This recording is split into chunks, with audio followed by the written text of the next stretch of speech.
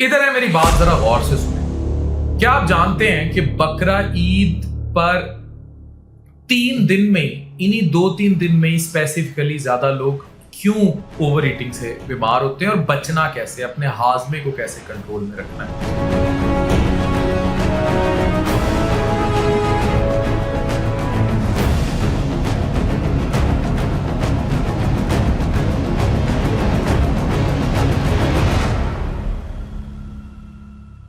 ये medical guide related video है, इसको शेयर कीजिए और इंफॉर्मेशन पहुंचाइए मेडिकल बैकग्राउंड सबसे, ताकि सेहत भी रहे और ईद भी खुशी से मनाएं। बकरा ईद के 3 दिन अक्सर हमारी गलत आदत की वजह से एक डेंजरस साइकिल में गुजर जाते हैं। पहले दिन कुर्बानी के साथ ढेर सारी कलेजी, बारबेक्यू, कढ़ाई और फ्राइड डिशेस का सिलसिला शुरू होता है। दूसरे दिन दावतों में ऑयली सालन, ये हर घर में तकरीबन यही पैटर्न होगा, आप खुद ऑब्जर्व कर लें। कबाब और कोल्ड ड्रिंक्स बढ़ जाते हैं और तीसरे दिन तक बॉडी लिटरली मीट ओवरलोड का शिकार हो जाती है। तीसरे दिन सबसे ज्यादा, इन 3 दिनों में बीमारी का सारा एक सर्कल चलता है हमारी गलती की वजह से।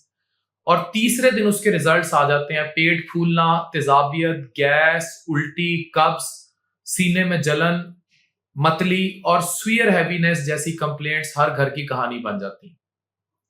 बहुत से लोग मजाक में कहते हैं कि ईद का असली मजा तो खाने में, लेकिन रियलिटी ये है कि इसी ओवर ईटिंग की वजह से हॉस्पिटल्स में डाइजेस्टिव इमरजेंसीज, हाजमे की इमरजेंसीज बढ़ जाती हैं और फिर पता चलता है कि मजा खाने में था, एक्स्ट्रा खाने में नहीं था। ईद के तीसरे दिन तक 30-40% तक पाकिस्तान गैस्ट्रो के मसलों का शिकार हो जाता है। पेट फूल गया, जलन हो रही है, उल्टी आ रही है, सांस जो है वो भारी लग रही है और अजीब सा प्रेशर है जो सीने पर रुक नहीं रहा। अब ये आपको हो रहा है ना, ये दूसरे दिन आप ये शुरू हो जाएगा आपका। बहुत से लोग इसे सिर्फ गैस या ज्यादा खा लेना समझकर इग्नोर करते हैं, लेकिन हकीकत यह है कि बकरा ईद हमारे डाइजेस्टिव सिस्टम के लिए एक साइलेंट ओवरलोड टेस्ट बन जाता है। सुबह निहारी, दोपहर बारबेक्यू, रात को कढ़ाई और बीच में मिठाइयां और कोल्ड ड्रिंक्स, ये सब मिलकर बॉडी को उस लिमिट तक पुश कर देते हैं जहां ऑर्गन्स क्वाइटली स्ट्रगल कर रहे होते हैं, लेकिन समझ किसी को नहीं आ रही होती है। फिर बकरा ईद के तीसरे दिन तक डॉक्टर्स और चैट जीपीटी शुरू हो जाता है। क्लीवलैंड क्लिनिक और मायो क्लिनिक के मुताबिक हम एकदम से बहुत ज्यादा ऑयली और हैवी मील्स खाते हैं तो स्टमक को एक्स्ट्रा तेजाब बनाना पड़ता है, एक्स्ट्रा एसिड। गाल ब्लैडर को ज्यादा बाइल रिलीज करना पड़ता है और पैंक्रियास को डाइजेस्टिव एंजाइम ओवरवर्क करने पड़ते हैं। यानी सिर्फ प्लेट पर ज्यादा वजन नहीं आया, पूरे निजाम इंहिजाम को आपने इमरजेंसी मोड में डाल दिया। इसीलिए ईद के दिनों में तेजाबियत, ब्लॉटिंग, कब्ज और शदीद मैदे में दर्द ये बढ़ जाता है। बहुत से लोग इसे एंजॉयमेंट समझ रहे होते हैं जबकि बॉडी अंदर से स्ट्रगल कर रही होती है। और जिनको ऑलरेडी फैटी लिवर, शुगर और इस किस्म के मसले हैं, उनमें ये बहुत बहुत ज्यादा बुरी बात है। रिसर्च के मुताबिक ईद के दिनों में stomach infections, food poisoning, gastritis, diarrhoea और आईबीएस जिनको है, उनके फ्लेयर्स बढ़ जाते हैं।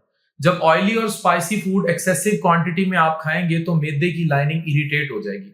इससे पेट में बर्निंग, नोजिया, वॉमिटिंग और स्वीयर किस्म का डिस्कम्फर्ट होगा। और अगर गोश्त प्रॉपर स्टोर नहीं है, अब इतनी पाकिस्तान में लाइट जाती है, तो उसके अंदर क्या होगा? Bacterial infection, food poisoning. WHO और सीडीसी भी रिपीटेडली वार्न करते हैं कि अनसेफ मीट हैंडलिंग सीरियस गट इन्फेक्शन ट्रिगर कर सकती है। बकरा ईद पर एक और कॉमन हैबिट होती है हैवी खाने के फौरन बाद स्प्राइट या कोल्ड ड्रिंक लेना। लोग समझते हैं कि खाना हजम हो गया, लेकिन रियलिटी में सिर्फ टेम्परेरी रिलीफ होता है। कोल्ड ड्रिंक्स में शुगर, गैस और एसिड्स होते हैं जो ब्लॉटिंग, गैस और एसिडिटी को वर्सन करते हैं। डॉक्टर्स के मुताबिक ये स्टमक और पैंक्रियास पर एक्स्ट्रा स्ट्रेस डालते हैं, खास तौर पर जब बॉडी ऑलरेडी हैवी बारबेक्यू और ओवर ईटिंग से ओवरलोड हो चुकी हो। जो चीज रिलीफ लगती थी कभी, वही साइलेंटली डैमेज करती है। सबसे कॉमन और कंफ्यूजिंग एसिड रिफ्लक्स है। जब ऑयली, बारबेक्यू, स्पाइसी फूड्स और लेट नाइट हैवी मील ज्यादा कंज्यूम किए जाएंगे तो स्टमक एसिड ऊपर फूड पाइप की तरफ जाता है। इससे चेस्ट में बर्निंग, गले में जलन, खट्टी डिकारें और मुंह में कड़वाहट आती। जॉन हॉपकिंस मेडिसिन के मुताबिक ओवर ईटिंग स्टमक प्रेशर को इतना बढ़ा देती है कि एसिड अपनी बाउंड्री क्रॉस कर लेता है। इसलिए कुछ लोग इसे हार्ट अटैक जैसा प्रेशर समझ लेते हैं, जबकि असल प्रॉब्लम स्वीयर रिफ्लक्स होती है जो इग्नोर करना डेंजरस हो सकता है। बकरा ईद के दिनों में अल्सर्स और गैस्ट्राइटिस भी फ्लेयर अप हो सकते हैं। जो लोग पहले से एसिडिटी, स्टमक अल्सर और एच पाइलोराई इन्फेक्शन का शिकार होते हैं, उनमें spicy oily food stomach lining को और डैमेज कर देता है। मेयो क्लिनिक के मुताबिक अगर सुयर गैस्ट्राइटिस अनट्रीटेड रहे तो ब्लीडिंग और अल्सर कॉम्प्लिकेशंस भी हो सकती हैं। इसलिए काले पखाने, खून की उल्टी और एक्सट्रीम बर्निंग सुयर किस्म की अलामत है। असल बात यह है कि प्रॉब्लम गोश्त नहीं है। गोश्त को बहुत ज्यादा खा लेना है और कच्चा खा लेना है और बहुत ज्यादा तेल में खा लेना है।